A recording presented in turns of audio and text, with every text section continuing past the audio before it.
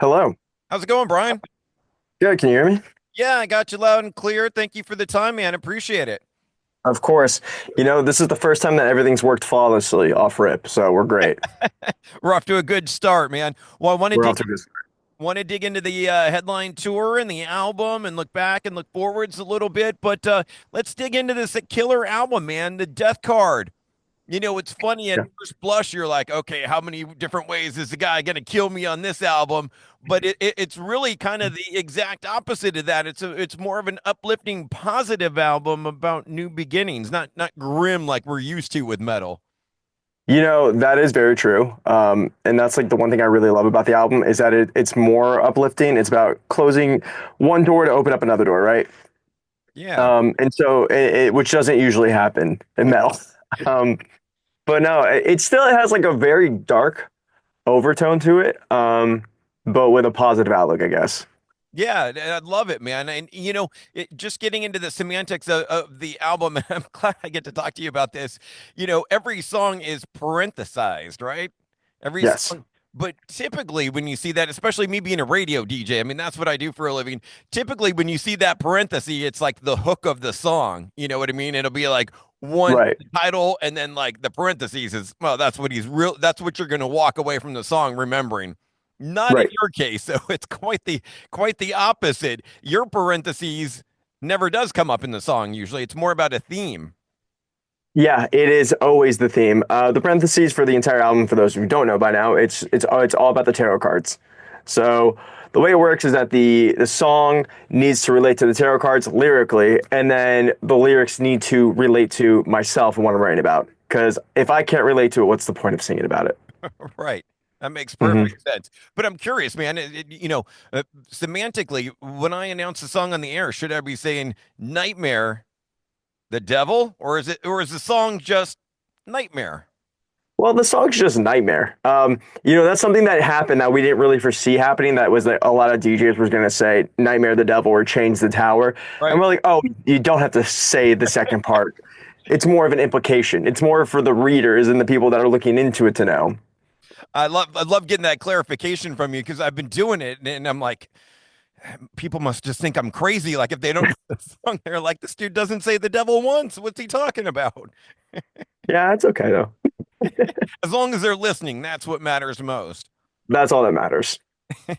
And speaking of the singles and certainly Chains, the Tower, Sim pitching in on that one, which was someone I didn't really know about before. Silence is Mine, a Japanese band. Yeah. Yeah, we absolutely love them and we really liked the album that they put out that they were working on and putting out while we were working on our album. And we just ended up linking. I ended up linking with Ma in Tokyo, and I asked him. I was like, "Hey, would you be down to be a feature on this song?" And he was like, "Yeah, I would absolutely love to." Um, and so we got in the studio in Japan, and we fleshed out the second verse of Chains, and we just thought it was a great addition to have for the overall vibe and the perception of how that song felt. Love it, man, and it puts a spotlight on that band as well because I had never heard of them until researching them through you. So it all works out for everyone. It does 100%. And I'm kind of curious, man. Getting into the headline tour here. Psyched to have you coming through SoCal. Going to be at the Parish Room inside House of Blues of Anaheim on April the 19th. I imagine you're going to be doing most of the Death Card album for this tour.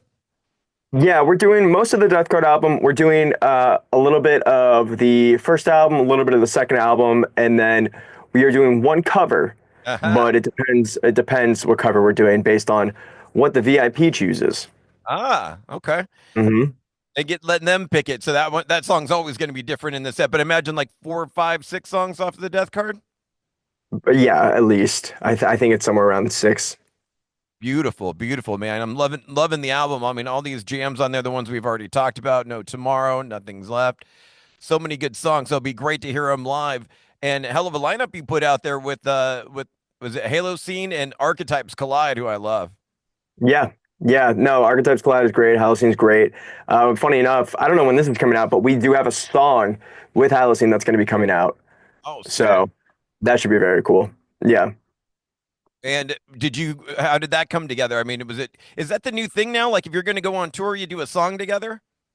I guess so. I'm not really sure. I think we talked about doing a song with them before we even talked about the tour with them. So, but I think it all kind of came together at the same time. It felt like, but no, they were super cool and they wanted to do a song with us. They wanted us to feature on a song. We are like, what if we just did the entire song together? Like, what if we like got in the studio together, worked on the instrumentals? Because like we're very hands on as a band, and so we're like, let's get in the studio together. Let's hash out the instrumentals. Let's hash out the vocal melodies. Let's figure out what the song's about. Let's do it together. And then I went to Nashville and joined them for a music video for it. So, Bitchin'. I imagine that's got to be tough, man, getting like eight, nine musicians in a room together. It must be like herding cats. yeah, you need the writers. You don't need everybody in the band, but you need the writers for sure. Well, I'm looking forward to hearing that and seeing them live. And man, the last time I got to see you live was about 6 months ago, roughly on the Wage War tour at the hmm Fox Theater in Pomona. Fellow Floridians, curious, did you know them before that tour? Or did you kind of link up with them there? We knew Wage War way before that tour. We knew Wage War. I honestly think we met Wage War before they were even a signed band. Like, you know, I think that like Florida bands, like people just know of each other that are in the scenes, and the scenes are relatively small, and it kind of all curates around Orlando, if you will. And so they're from Ocala, we were from South Florida, but some of them were from South Florida, like or lived in South Florida, and so we would see them, around studios that we would hang out at and stuff. So we would see them around a lot. So we knew of them, we knew some of them personally, as it goes.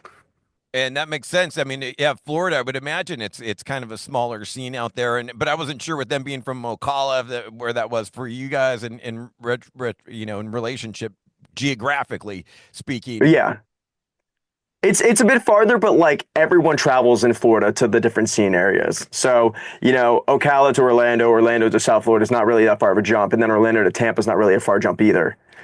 So everyone kind of like stays around this south of Orlando kind of area. And even though I mean it happens all the time, but it must be nice to see a band from your region kind of blowing up and watch their ascent along the way. It's awesome. I mean, like I think we take a lot of pride in it. There's like this Florida pride that we have where we're like, oh, we're a Florida band. Where we know that they're also as insane as we are, but we hide it so well to the public.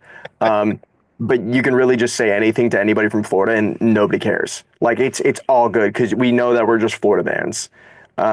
It's like an unspoken rule. It's like we all talk the same, we all think the same.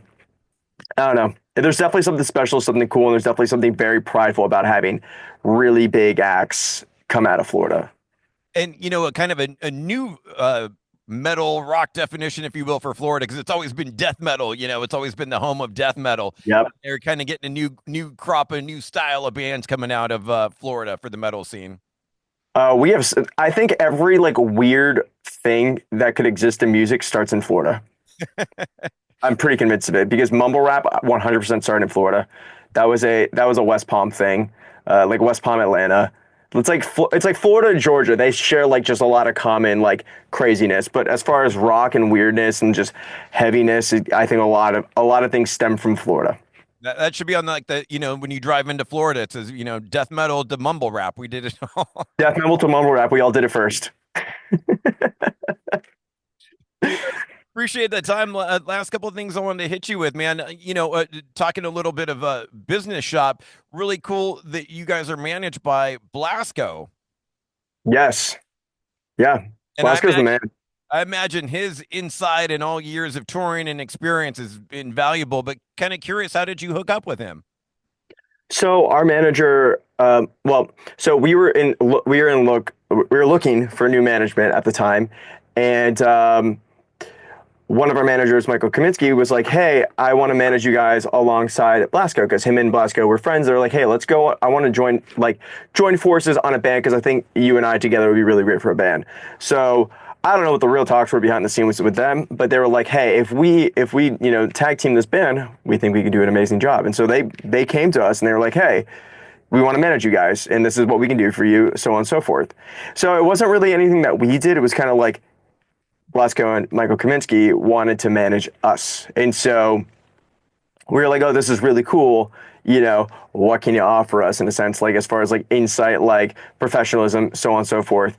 And yeah, so everything they said, we were like, that's what we need. We need these people to be in our lives. And so we're very grateful to have like, very predominant people, if you will, that are in this rock scene. It's cool. And I would think like a guy like that, that he's seen it all, done it all, been there, done that kind of thing is got to be invaluable. Oh yeah, somebody that's like done it all, like him and Kaminsky, like they both of them are very valuable people to us. And crazy that he's back in Rob Zombie now. But the crazy part I was thinking is shocked that he nor Rob Zombie are involved in this big Ozzy Osbourne final concert that's going down. Have you heard about that? No. Oh no, I did. I was like, oh, that's interesting. Yeah. I Yeah, don't know. I you're don't gonna. know a lot about it. I mean, way too soon for you to think about. I mean, your first decade into your career, but kind of crazy to stop and think about like having one big final show, inviting a bunch of people out and saying, this is the end. It's I guess it's kind of a philosophy thing. Is that something that you would want to do? Have one big kumbaya, or kind of just fade into retirement? I think that when the time comes, I think a lot of artists overstay their welcome in this scene. Mhm. There's a lot of what I call zombie bands, where they try to like resurrect something that was, but it isn't anymore. I just don't ever want to be that. So if I can go out, maybe not at the peak, but if I can go out, somewhere around there, that's where I want to be. And whether that be with, one project leading to another project, whatever. Like if I was to do something else, I would want that thing to, I would want, if Fame on Fire was starting to fade, I'd want to go out at the peak. I wouldn't want to go out at the descend, right? I would want people to remember how great it was. So Right. I don't know. I'm just not a fan of, being great and then, going from playing 2,000 cap rooms to playing, you know, 300 cap bars. Like, I'd rather not do that. I'd rather go out at the 2,000 cap. Really? So you'd rather hang up the microphone at that point if the draw wasn't there? I'd rather go out as a legend than go out as like a failure. Mm, interesting. So, Interesting. yeah. Brian, appreciate all the time, man. Last thing I got for you, we're an old school radio station. We do a feature called Mandatory Metallic every night at 10 p.m., which you're going to be a part of. All And right. curious that out of all the covers you've done, never tackled a Metallica cover. Was it ever on the docket? It definitely was. And I think we talked about Master of Puppets a few times, and I even think there might be like some like a not really a demo, but like an early like scratch idea for it. Like maybe we laid down some drums for it or something. But no, we never did. Sad but True was also definitely on like the list of songs that we wanted to do. Just never ended up coming to like doing it like for whatever reason. No, no particular. I was going to say, is it too like faux pas, like you can't touch Metallica, or wasn't off rules or anything like that? Just never got to it. No, I think it's okay to touch Metallica. We were if anybody's not okay to touch, it would have been Linkin Park. Linkin Park was definitely a scary one to touch. Because that one's like if you don't sound like Chester, they're gonna literally kill you. Um, Well, so they got a singer that doesn't sound like Chester nowadays. yeah, we see how that went. Um, so yeah, Linkin Park was definitely one of those bands that were off limits, but we were able to do because like at the time I was like I wanted to sound like Chester, but Metallica, I think we could do Metallica, and I think people would be okay with it. As long as you have like a cool take on it, as long as you're not like just don't do a bad job at it. Right. Just don't do a bad job at a Metallica song. Like make it cool, make it your own, Yeah. but don't be disrespectful to the artist and what it originally was. That's pretty much it. Yeah, I mean, any cover you got to make it your own. Otherwise, it's just a carbon copy, and there's no point in that. Yeah, and that's an inherent issue, right? Are you a Metallica fan? Would you call yourself a Metallica fan? Absolutely. I love Metallica, man. I think they're definitely one of the like when you're growing up, you first get into like metal and rock. Like it's for some reason Metallica's so easy to get into, and it's like, why is it so easy to get into? The philosophy behind it's so interesting to me because it is aggressive, it's dark, um, but like you love it. It's like they have something where, like I said, it's like the same thing that Linkin Park has, where like you could get into Linkin Park so easily and not realize how aggressive and heavy this music is. Yeah. But Metallica always felt definitely heavier than Linkin Park to me growing up. But yeah, I absolutely love them. I think that the songwriting of Metallica is like pretty unmatched because nobody can write songs like that. Nobody except for like Metallica themselves can write a Metallica album. Like you cannot act like you know how to write a Metallica song because you can't. That's just it. Let me get your take on my little Metallica debate then. Okay. Ride the Lightning versus Master of Puppets. If you had to pick one out of those two. Master of Puppets.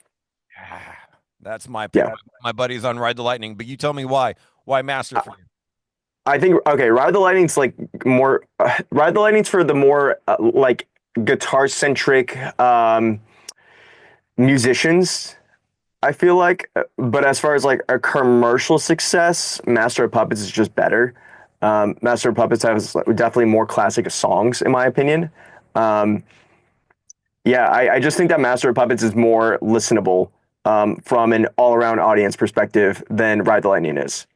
Ride the Lightning, you almost it almost feels like you need to be a guitar guy. It feels like you need to be a shredder to really enjoy that album. And it also So sounds like it was recorded in garage, like versus Master. The production was a I, lot I, better. I didn't want to talk about that. I was going to kind of leave that out. I'm not talking about this songwriting, but yeah, I mean, like, obviously, like two drastically different sounds, and then you have the Black Album, which is the most iconic recording of all time, in my opinion. Yeah. Like as far as the era, that is the most iconic recording of all time. Is the Black Album still a metal album or is it a rock album at that point? It's a metal album. It's a metal album because they were the first to do that style. Mm. Yeah. Like that was a stylistic choice in a metal sense. Like just because it's been almost commercialized now because it's been like almost copied in a sense. But like I said, only Metallica can write Metallica songs. So That's it. now the tough part, man. Pick a song for us to play for you on Mandatory Metallica. What would it be? What's your favorite Metallica tune? Damn, that's actually tough. That's tough. I'm gonna have to go with Sabbath True. Uh, It's like it just Sabbath True hits so hard. so It just hits sludgy. so hard. It's sludgy, it hits hard. Also, like I remember that when Nickelback did a cover of it, I was like, okay, I respect that band now. Like I didn't like I joined that bandwagon of hating on Nickelback, and then I stumbled across a video of them playing like Sabbath True live. I was like, this guy's rip. I was like, F the haters, man. These guys rip. They can rip this song perfectly. And I'm like, that's a cool band too. They got some bangers on their first couple albums, man. They got some heavy stuff on their first couple albums. They always I Dude, they felt like they got that bad tag for no reason. well, because the commercially successful songs were very commercially successful and also very commercially driven. But like, I don't remember what album it's off of. Because their album names are like kind of terrible, except for Dark Horse. Dark Horse is the only good album name. It's a rememberable one. Um, it might have been off Dark Horse actually. The song is called "Because of You," and it's got like a crazy riff to it. Like, or no, the Dark Horse album is the one that starts with something in your mouth or whatever. The like drum intro. But yeah, the song "Because of You" by Nickelback, insane song. Yeah, dude, they got some real riffs in there. Oh yeah, they do. Well, bitch it. We'll play for mandatory Metallica. We'll rock that sad but true for you. Beautiful, man. Thank you so much for the time, the killer album, and I can't wait for that House of Blues Anaheim show. Sounds good, Mike. Thank you for having me. Thanks, man. Safe travels. Hopefully, see you out there Thank at you. the show. Yeah, that'd be great. Bye bye. See ya.